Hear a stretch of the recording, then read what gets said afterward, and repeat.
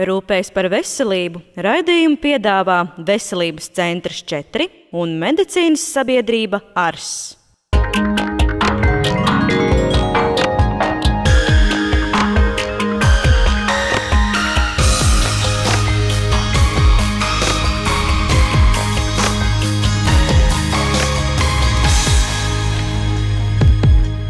Vasaras sauli mēs aizvien tiecamies iegūt ar vien skaistāku izskatu, tumšāku ādas iedegumu. Kāds ir risks? Jauna ādas veidojumi, jaunas dzimumzīmes. Kā saprast, vai tavas dzimumzīmes nekaitē tavai veselībai? To atklāsim kopā ar mūsu šīs dienas ekspertiem no Veselības centra 4. Dr. Raimonds Karls, Veselības centra 4, dermatoloģijas un ķirurģijas klīnikas dermatologs, Rīgas Stradiņu universitātes infektoloģijas un dermatoloģijas katedras asistents, Euromelanoma Latvija rīcības grupas vadītājs, biedrības dermatologi pret ādas vēzi dibinātājs un valdes priekšsēdētājs, kā arī grāmatas ādas veidojuma ābece autors. Dr. Kristīna Cīrule, Veselības centra 4, dermatoloģijas un ķirurģijas klīnikas vadītāja, dermatoveneroloģe, Rīgas Stradiņu universitātes doktorante, praktizējusi Benjamina Franklina Berlīnas universitātes un Minhenes universitātes klīnikās, Rīgas Stradiņu universitātes infektoloģijas un dermatoloģijas katedras asistente, biedrības dermatologi pret ādas vēzi un Latvijas dermatovenerologu asociācijas biedre. Vai saule ir drauds mūsu ādas veselībai? Katrā ziņā saule ir mūsu draugs, protams, bet katrā ziņā jābūt arī uzmanīgam ar sauli. Un noteikti nevajag pārmērīgi to varbūt izmantot. Un vienmēr ejot saulē ir jāatcerās, cik daudz laika mēs varbūt pavadīsim arī saulē, jo tas ir ļoti svarīgi, ko mēs darām. Vai mēs strādājam dārzā, vai mēs dodamies kādā sportiskos pārgājienos vai pie ūdens, un tur noteikti ir jāaizsargā mūs pēc iespējas vairāk. Vai arī tas varbūt ir kāda neliela pastaiga. Un katrā ziņā jāzina arī, cik mēs esam gaiši vai cik mēs daudz varam draudzēties ar sauli. Jo cilvēkiem, kuriem āda ir gaiša, kuri pēc savas būtības ātri varbūt apdeg, jābūt ļoti, ļoti uzmanīgam. Un noteikti jālieto arī saules aizsargkrēmi pirms došanās saulē. Ādas pašaizsardzības periods ir atkarīgs no ādas tipa. Cilvēks ar gaišu ādu droši atrasties saulē var līdz 15 minūtēm, ar tumšu ādu līdz 30. Tādēļ, lai neiegūtu būtiskus ādas apdegumus, āda ir jāizsargā lietojot saules aizsardzības balzāmus. Lai saprastu, ko nozīmē norādītie faktori uz balzāmiem, sākotnēji devāmies noskaidrot iedzīvotāju viedokli. Vai jūs zinat, ko nozīmē uz pretiedegumu kremiem norādītie faktori 6, 12, 24 vai 30? Nē. Un jūs? Nē.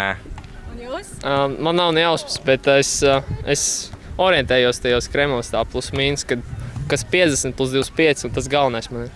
Nu, bet ko tavuprāt tas nozīmē? Kāpēc tavuprāt viņš ir galvenais? Nu, man nav, lai stiprāk aizsardzība, kaut kas tam līdzīgs, varbūt. Manuprāt, tas nozīmē to, cik spēcīgs ir tas krems, cik viņš stipri tevi pasargā. Lielākais vairākums uzrunāto cilvēku domāja, ka norādītie aizsargu faktoru skaitļi nozīmē balzāma aizsardzības spēku. Bet kā tad ir patiesībā? Ir tāds pretsaules aizsargu faktors. Ko viņš nozīmē? Viņš nozīmē, cik ilgi cilvēki var atrasties tieši saules staros. Tā ir viņa laiks. Ja jums ir gaiša āda, tad uz iepakojuma norādītais SPF skaitlis jāreizina ar 15. Iegūtais rezultāts ir minūšu skaits, cik ilgi droši varat atrasties tiešos saules staros. Savukārt, ja jums ir tumša āda, tad norādītais faktors ir jāreizina ar 30. Bieži cilvēki domā, ja viņi izmantojuši pretsaules aizsargu balzāmu, viņi nedabūtu iedegumu. Nepareizi. Viņš tikai aizsargā mūsu ādu no apdegumiem. Viņš aizsargā mūsu ādu no ultravioletiem stāriem A un B.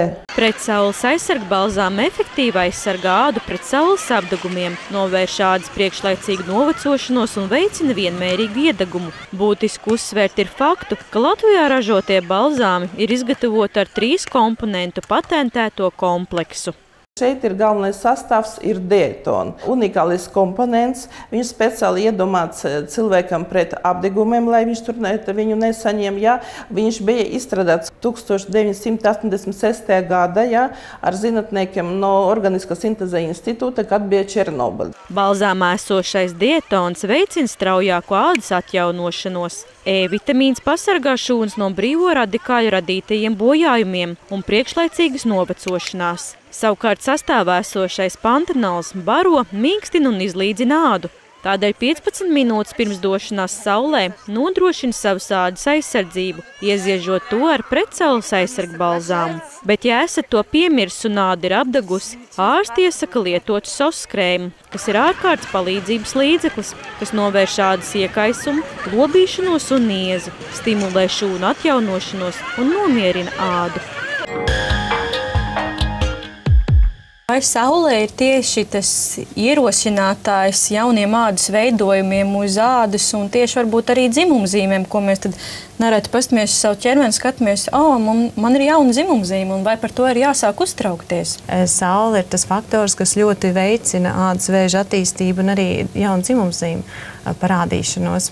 Un tas faktiski, kāpēc tik daudz par to runā, tāpēc, kad ja mēs skatāmies šos riska faktors, kas ir ādas audzējiem un arī melanomai, tad faktiski saule ir no visa šī saraksta vienīgais, ko mēs varam ietekmēt. Jo ģenētiskos faktors un dažādas citas iedzimstības faktors mēs šobrīd nespējam ietekmēt. Un līdz ar to, lai sev pasargāt, tas ir vienīgais, kā mēs varam sev pasargāt. Tāpēc arī par to tiek šobrīd ļoti daudz runāts. Un kāpēc veidojās vispār tās dzimumzīmes un rodas arvien jaunas, un kāpēc tieši varbūt no šīm dzimumzīmēm var veidoties šis ļaundabīgais audzējs? Es saviem pacientiem vienmēr saku tā, ja jūs pamanat kaut ko, kas jums piesaista jūsu uzmanību, ir vērts griezties pie ārsta, ir vērts griezties pie speciālista. Šie izmeklējumi nav sāpīgi, viņi nav saistīti ne ar kādu vardarbību, ne ar kādām analīzēm. Tepat uz vietas tas ir iespējams izdarīt ļoti ātrā laikā. Vēl ir šīs dzimumzīmes, kas varbūt tās nav tā kā punktiņi tumši brūni, bet kad veidojas tā kā izaugumu uz āru, vai tas arī ir risks? Jā, un pa mūsu ādu es vienmēr arī saku, ka mūsu āda ir kā ģeogrāfiskā karte, kur ir pauguri, kur ir sarkanas krāsas, ir zilas krāsas, pelēks, brūns, arī melna krāsa varbūt. Risks, protams, jo vairāk veidojumam ir vienā veidojumā krāsa, jo lielāks būs risks. Jo vairāk viņš būs piepacelts, varbūt arī lielāks risks. Bet aiz tā, ka veidojums ir varbūt liels, bērns var piedzimt ar lielu nēvus, ar lielu dzimumzīmi. Tas nenozīmē, ka viņš uzreiz ir ļaundabīgs. Bet kādas tad ir šīs mūsdienā pieejamās diagnostikas metodas, lai varētu sekot savai veselībai līdzi? Un redz, ka pie mums studijā jūs esat paņēmuši vienu no diagnostikas metodiem, tādēļ palūkosimies, kas šī ir pa metodi un ko ar viņu var noteikt. Šodien konkrēti pacientei izmeklēsim veidojumu, kas ir uz kreisās rokas. Kā jūs redzat, mēs to varam izdarīt pat studijām. Uz ādas virsmas tiek uzklāts neliels šķidruma daudzums, pavisam nedaudz. Un jau pēc maza mirkļa mēs uz ekrāna iegūstam veidojuma attēlu. Tagad mēs varam saskaitīt līdz 3. Un faktiski izmeklējums ir pabeigts. Šajā gadījumā mēs iegūstam tātad dabīgo veidojumu izskatu, kāds viņš mums ir dabā. Tālāk mēs varam izvērtēt dažādas veidojuma struktūras, tātad tieši to, ko mēs saucam par skenēšanu, mēs varam redzēt tādas virsējām slānī izvietoto pigmentu. Šis veidojums ir absolūti labdabīgs, mēs neredzēsim dziļos pigmentus.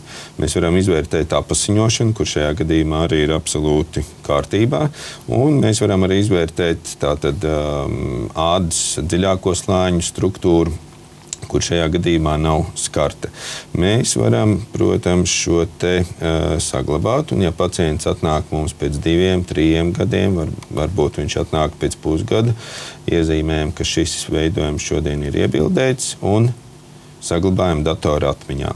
Lai tad mēs visi redzētu un saprastu, kādas tad ir šobrīd vēl pieejamās diagnostikas metodas dzimumzīmēm, dosimies uz Veselības centru 4.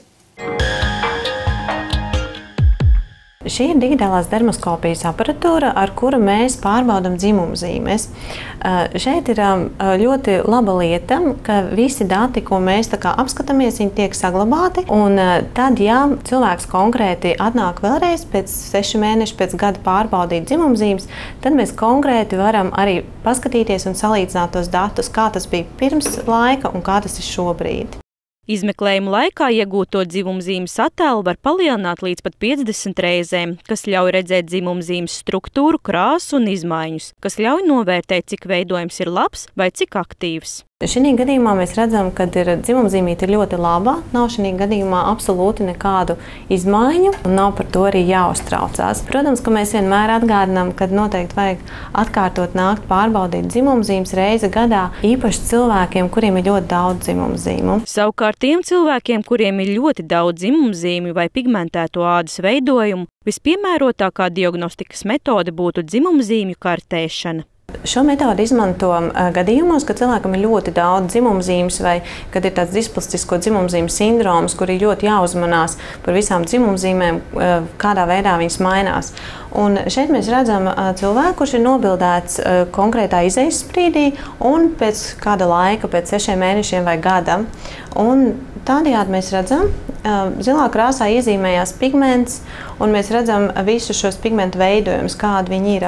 Tālāk mēs konkrēti dators arī sanumurē visus šos veidojumus, lai mēs varētu konkrēti katru arī skatīties palielinājumā. Un tālāk mēs redzam, ar nelieliem sarkaniem punktiņiem parādās jaunas dzimumzīmītes vai jauni pigmentu veidojumi, kas parādījušies no jauna, salīdzinājumā ar izejas brīdi. Un šādējādi mēs varam ļoti ērti nepalaist garām neviena no jaunām dzimumzīmēm. Lai noteiktu ādas un zemādas veidojumu izmēru un veidu, izmanto ultrasonogrāfisko diagnostiku. Ultrasonogrāfija ādas izmeklēšanā ir nepieciešama, lai mēs varētu izvērtēt to, kas notiekās varbūt dziļākos ādas slāņos. Izmeklēšana ir arī absolūti nesāpīga, varbūt drīzāk kutinoša, jo ar augstu vēsu gēli tiek vadāts pa ādas virsmu. Speciālistam uzreiz būtu redzams, kad var izmērīt burtiski milimetros, cik dziļš ir, pieņemsim, šis veidojums. Konkrētā gadījumā tie ir aptuveni 4 mm sastādi.